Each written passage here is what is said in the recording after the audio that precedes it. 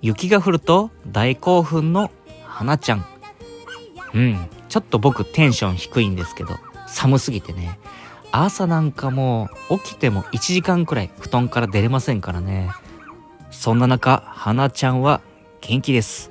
花ちゃんの朝って言っても9時くらいなんですけどね、このあれというかこの撮影時間は。